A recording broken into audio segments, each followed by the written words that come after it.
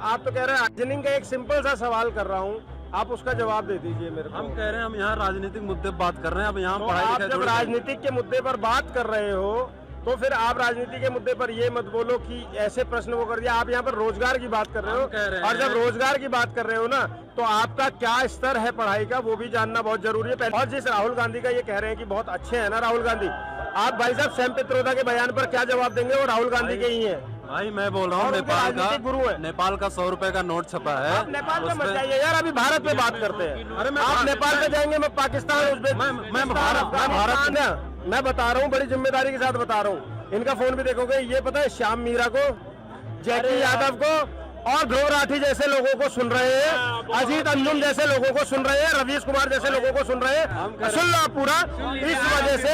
इस वजह से इनको एक कांस्टेबल का एग्जाम भी यूपीएससी जैसा टफ लग रहा है। पढ़ोगे तो नहीं लगेगा। बदलाव पक्ष में, क्योंकि लगातार कोई भी शासन करेगा तो वो अपने हिसाब से विकास देखेगा। एक बार जब सरकार चेंज हो गई, वो सोचेगा हम अगला विकास करेंगे, तभी भाई आगे बढ़ेगा ना। क्योंकि एक ही बार सबको देते रहो, वो नहीं सही है।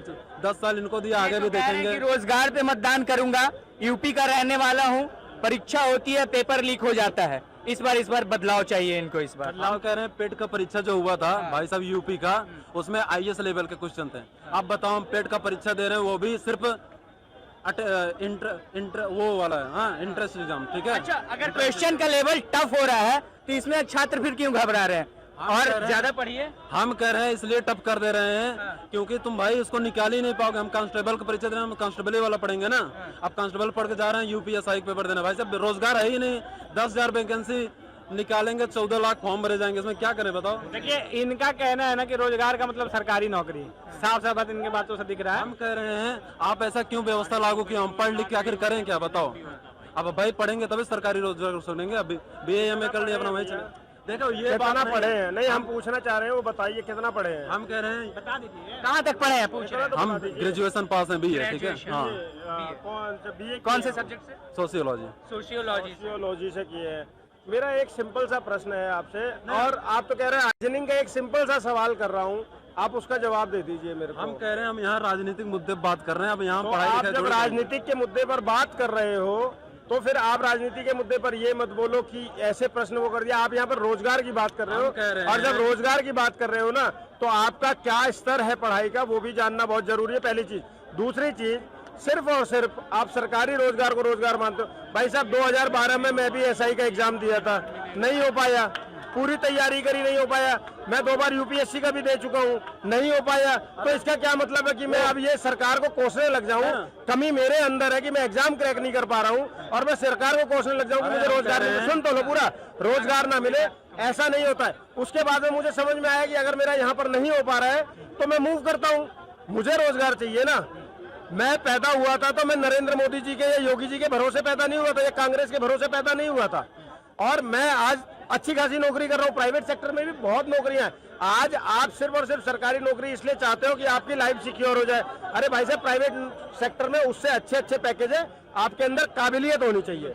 अब आप काबिल बनोगे ना, रोजगार झक मार के आपके पीछे आएगा। और आप काबिल नहीं बनोगे, सिर्फ ये बोलोगे कि मैंने कांस्टेबल की तैयारी करी और UPSC का प्रश्न आ गया। GK के प्रश्न है, वो कहीं पर भी पूछा जा सकता है। वो सामान्य ज्ञान कहीं पर भी आ सकता है, रीजनिंग कहीं पर भी आ सकती है। मैं आपसे एक रीजनिंग का प्रश्न पूछ रहा हूँ, आप उसका जवाब नहीं दे रहे हो। भाई हमें इससे टेंशन नहीं है, चलो ठीक है। हाँ, हम अपने हिसाब से भाई हम तैयारी कर रहे हैं। पास फेल तो नॉर्मल बात है, ठीक है। हमें ना आए कोई दिक्कत नहीं। हम कह रहे तुम वैकेंसी सिर्फ क्लियर कराओ। हमें ये नहीं मतलब हम फेल हो गए, मान लो हम फेल हो गए, ठीक है, पर वैकेंसी क्लियर कराओ, ये बोल रहे हैं। हम कह रहे हैं पेट वाला लेखपाल की वैकेंसी हमारे यूपी में था, वो भी नहीं आज तक क्लियर हो पाया, ठीक है। और UPP का आया, इतने दिन से लटका हुआ था। भाई साहब 2020 से तैयारी कर रहे हैं, रनिंग 3-4 बार निकाल चुके, ठीक है, केंद्र की वैकेंसी में, पर आज तक यूपी में कुछ नहीं आया। चलो केंद्र की सरकार है तो केंद्र में भी ये सब क्लियर होना चाहिए। 2020 में CRPF की आई थी वैकेंसी, हमने रनिंग मारा, 2024 में उसका एग्जाम हुआ। बताओ क्या करें? 4 साल में बैठ के आदमी क्या प्राइवेट ही देखेगा ना? फिर उसके बाद पेपर लेंगे अचानक से, 1 महीने का टाइम देके आदमी क्या करेगा? UPP का भी वैसे हुआ आराम से। पहले से तैयारी कर रहे हो क्या, भूल गए क्या? अरे हम कह रहे हैं 4 साल में तैयारी, तुम कुछ भी नहीं बोलोगे क्या? नहीं, देखिए, मैं यहाँ अरे हम पर कह एक रहे जिम्मेदारी से 4 बात साल करना बैठ के- चाहूंगा। देश का युवा है, ये सच्चाई है कि जो चीजें अटकी हुई हैं, चाहे सरकार किसी की भी हो, उसको जल्दी से बहाल करना चाहिए, लागू करना चाहिए, और एक निष्पक्षता से। वो वाली कहानी ना हो। मैं फिर पुनः दोहरा देता हूँ, जब मेरी भर्ती का टाइम था 2010, 11, 12 में, उस समय पर भी उत्तर प्रदेश में भर्ती निकली थी और शिवपाल यादव ने खुला पैसा कितना मांगा था? 5 लाख रुपया कि आप करिए 5 लाख रुपए में आप कांस्टेबल बन जाइए। भाई साहब, उत्तर प्रदेश का एक कांस्टेबल बन के जो 5,000 रुपए देगा ना, उसको तुम पहले ही ये आवाहन कर रहे हो उसका कि भैया तू अपना, तेरे पिताजी ने खेत बेचा है तो तू आकर यहाँ पर रिश्वत और भ्रष्टाचारी कर, तो आप पुलिस को काम नहीं करने देंगे, समझ रहे?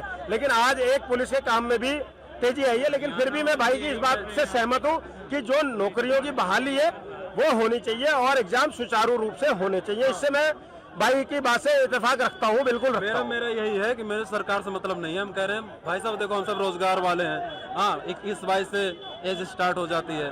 अब आखिर समय तक कब तक हम सब सरकारी की वेट कर सकेंगे? हाँ, बाद में जाके प्राइवेट में घुसना ही पड़ेगा। रोजगार के अलावा और कोई मुद्दा जिसपे आप मतदान करेंगे? हाँ, मुद्दा ये है कि तो राहुल गांधी खराब नहीं है, कोई आदमी नहीं खराब होता। हम कह रहे हैं पहले वो जो था अलग डिपार्टमेंट था।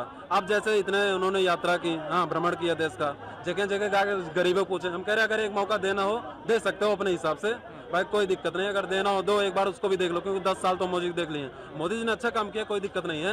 हाँ सर, मैं फिर से इंटरप्ट करूंगा, सॉरी भाई। अब सुनना, क्या होता है, अगर एक सरकार अच्छी चल रही है तो किसी नए को क्यों मौका देना है? जिस दिन सरकार में कमी आएगी, भाई ने खुद ही बोला ना कि नरेंद्र मोदी जी अच्छा कर रहे हैं, तो जब तक अच्छा कर रहे हैं तब तक तो करने दो, क्यों मौका देना है? जिस दिन वो खराब करेंगे तब मौका देना। और जिस राहुल गांधी का ये कह रहे हैं कि बहुत अच्छे हैं ना राहुल गांधी, आप भाई साहब सैम पित्रोदा के बयान पर क्या जवाब देंगे? वो राहुल गांधी के ही हैं भाई, मैं बोल रहा हूँ और उनके राजनीतिक गुरु हैं। नेपाल का 100 रुपए का नोट छपा है। आप नेपाल में मत जाइए यार, अभी भारत में बात करते हैं। अरे आप नेपाल में जाएंगे, मैं पाकिस्तान, मैं भारत की बात कर रहा हूँ। आप 100 की नोट की बात कर रहे हैं जिसपे भारत के कुछ जगहों का नाम उस पे ये शामिल किया गया है। हाँ, उस पे भी बोलना चाहिए ना। सब इंग्लैंड की टी शर्ट डाल लेंगे नक्शा लगी हुई, तो ये इंग्लैंड के एक क्षेत्र के मालिक हो जाएंगे। हम कह रहे हैं पहनावा से कुछ होगा क्या? बताओ।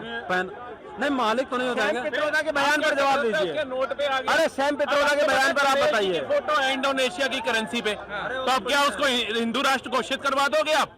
बताओ कहाँ से तथ्य लेकर के? मणिपुर में इतना बड़ा विद्रोह चल रहा है, सोनम वांगचुक जो है वो लद्दाख में इतना वो किए, कहीं कुछ दिखाई नहीं रहा। भाई साहब आखिर ये क्यों हो रहा है? कुछ तो बोलना चाहिए इस पे। इनको नौकरी क्यों नहीं मिल पा रही है और इनको IAS का, UPSC का एग्जाम क्यों लग रहा है? आप जवाब सुन लेना।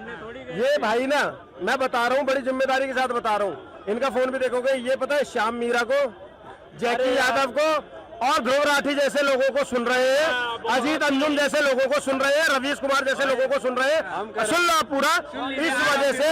इस वजह से इनको एक कांस्टेबल का एग्जाम भी UPSC जैसा टफ लग रहा है। पढ़ोगे तो नहीं लगेगा, पहली चीज।